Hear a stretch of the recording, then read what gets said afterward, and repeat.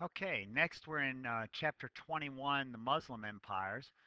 We're looking at 1450 to 1750. You also are doing some of the Muslim empires as we look at land-based empires or gunpowder empires. You will remember you did a presentation on gunpowder empires when you guys had to go to the library and do a little research.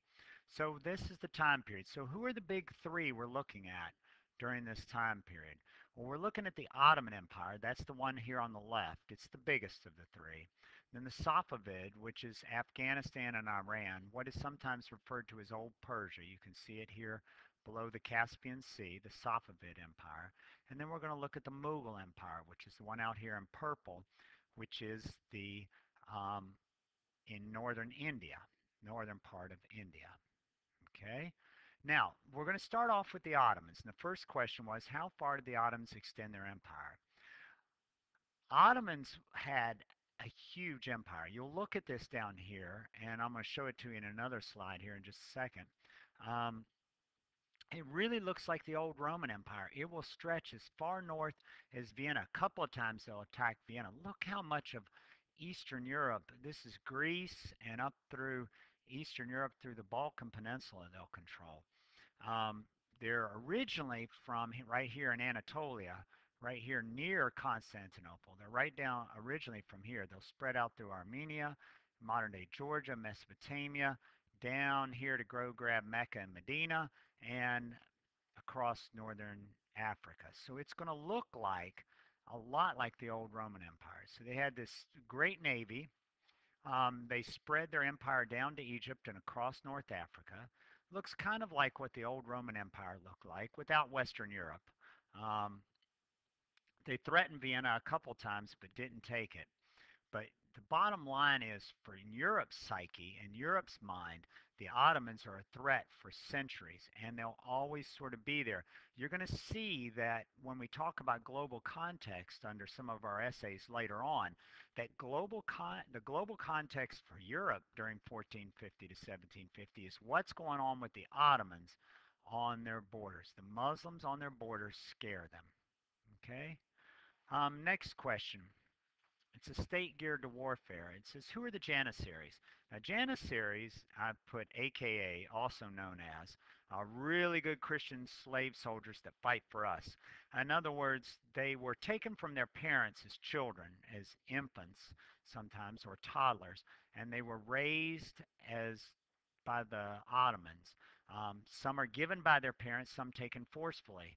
Those who argue that being a Janissary was a good thing, what their argument with you will be is that it was a good thing because these boys could grow up. They were usually taken from poor Christian families who could grow up with a great education and get ahead in life.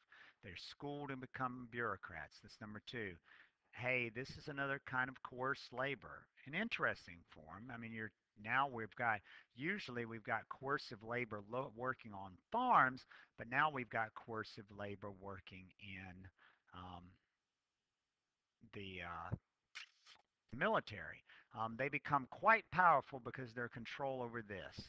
These are the cannons that they used to take over places like Constantinople. They were huge in control of the military, huge in control of the military. That's why they become more powerful than the cavalry, who were made up generally of the aristocrats. Remember aristocrats? Do you remember who those were? That's right, they're the large landowners. So the aristocrats are the large landowners. Okay, what was the problems with sultans? These are the Ottomans' name for rulers. It's the name for their kings. What's the problem with sultans and their succession? Well, what we're talking about here is we're saying, like the rest of the Muslim world, this is similarity among all Muslim empires really up through 1750, into the 1900s, even into the 1800s, the 19th century. Succession was confusing. The problem, when you've got a harem, meaning more than one wife, when you've got many wives, you have many sons. You die, and they have to fight each other to see who gets to be in charge next. Losing sons sometimes fled to enemy nations and even tried to stage revolts back against their brothers. So this could get a bit ugly. This could get a bit ugly. And we'll talk about they come up with a solution for this later on, but it doesn't work that well. Okay. Now, we all know that they take over Constantinople in 1453. The Ottomans take it over. They crush it. Now, Constantinople had been a city in decline for a long time. So after they destroy the city, they sack it. Interesting story here. They actually go in. It's tradition, and Mahmud, uh, the leader of the Ottomans who takes over Constantinople, promises them 3 days of looting. When they actually get in the city, he realizes pretty quickly that if his soldiers loot for 3 days, there'll be nothing left. They're actually stripping wood off door frames and things, anything to try to find something of value. And what he's afraid is he's afraid they'll rip the city apart. So he demands that they stop. Um, the Hagia Sophia is converted from a cathedral to a mosque. We can see it right here is a picture of the Hagia Sophia. It's really cool. If we had some time, we could talk about the buttresses here on the outside to help hold up the weight of this roof. But the main thing here is you can see the minarets, the prayer towers that were built alongside the Hagia Sophia as it was switched over to a mosque. Today, after modern day Turkey came into being, was actually converted into a museum. Okay, aqueducts are rebuilt, markets reopened, the city's walls repaired. So they actually do a lot to try to reinvigorate the city, and it becomes known today as no longer Constantinople, but today we know it as Istanbul. I tried to stick a video in this of the song Istanbul, not Constantinople, but it wouldn't go in, it wouldn't fit, wouldn't take it. Um, So the problem of the Ottoman decline. What are the four main reasons for the decline of the Ottoman Empire? And we've got number one, officials become corrupt. Local leaders start to hold back money from what they view as incompetent nincompoops. What do I mean by that? Oh, whoops, too soon. They the way the Ottomans set it up, they gave the local governors a lot of power, and some of these local governors try to cipher off some of the tax money that's supposed to go to for protection of the state, of the Ottoman state, and try to keep it in their localities. We see number two, some rebellions at the local level. Number three, problems of imperial administration. Future leaders are not groomed but hidden away for protection. Okay, remember I mentioned earlier you've got a harem, you've got lots of sons running around, and there's competition for who's going to get to be in charge next. So some of these brothers actually get killed by other brothers or half brothers or family members or somehow related to you. Um, so they start to keep them away for protection. They don't want them out on the battlefield. That's where a lot of accidents happen. So these future leaders are not groomed, um, and they start to become unprepared. They no longer are this fierce military leaders, but pampered. You don't have, whoops, you don't have this situation anymore. You don't have these Ottoman kings who are sultans rather who command these great armies that are extremely loyal, and because they have fought alongside these armies, they understand, appreciate, and value the military. And the bottom line, number four, is the power of the military starts to fade. So you're going to see a trend here. Corruption's a problem. Rebellions at the local level because of problems. Number three, uh, because of problems with taxes. Number three, imperial administration, one who's locked away, pampered, and does not understand what the people go through. Number four, you're going to see a decline in the military. Okay, what about military reverses in the Ottoman retreat? There are four of those, and I've got them in the next two. They cover the next two slides because they're too long for for just one slide. It would come out very small.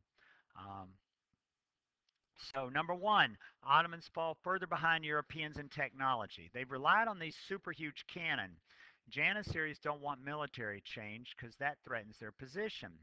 But what have Europeans done? Well, Europeans have come up with they've been around, but really the French do it. They have perfected the small portable, meaning you can carry it, the small portable cannon, and the fact that they can move from place to place and attack city walls so quickly makes them a real force. Number two, Muslim sea power starts to decline. Remember the Battle of Lepanto? It's the Spanish and the Venetians. The Venetians are people from Venice. Wipe them out. Um, this is a obviously a European interpretation of the battle. You'll note that you've got the angels on the left side with the Christian. See the crosses on the ships, on the Spanish ships, and on the right in the dark, it's supposed to represent evil. You've got the Muslim ships, even with, I don't know if you can see it very well, but these almost skeleton-like figures with wings on them. So I thought that was kind of an interesting um, painting because if nothing else, it shows this point of view, right? It shows extreme point of view, which we're getting good at because we've been working on DBQs, right? Okay, they do rebuild their fleet, but the damage is done. The Portuguese now have a head start on Africa, and the Spanish and Venetians will continue to control the Western Mediterranean. Eastern Mediterranean and around Constantinople, some around northern Egypt, will remain under Ottoman control, but this is the big one. Okay, number three, empire changes around the world affect Ottoman finances. What do I mean by that? Well, for a long time, and I don't know if I've got a slide coming up right. No, not yet.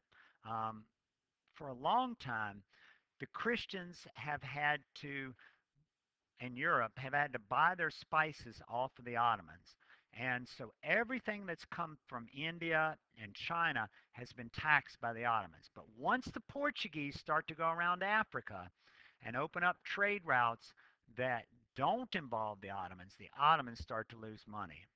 Tax collectors, merchants no longer making the money they did. Tons of bullion, aka silver, enters the market. Europeans remember are getting all this silver. The Chinese are getting all this silver. So it enters their markets and actually causes inflation. There's also a refusal. There's a certain snobbery going on here, and you'll see this out of other empires as well as the semester goes on. There's a refusal to accept anybody else's ideas because you think you're so much better than everybody else, you don't have anything to learn from anybody else. Sort of a Ottoman exceptionalism, if you will, or Chinese go through this Chinese exceptionalism, where you just really think you've got nothing to learn from anybody else, and it comes back to bite you in the long run. You'll see here, refusal to accept European ideas dooms the empire. They fall behind in scientific, technological, commercial transformations, also in trade and world and warfare. Europeans believed that Arabs believed that the Europeans had nothing to offer. Okay.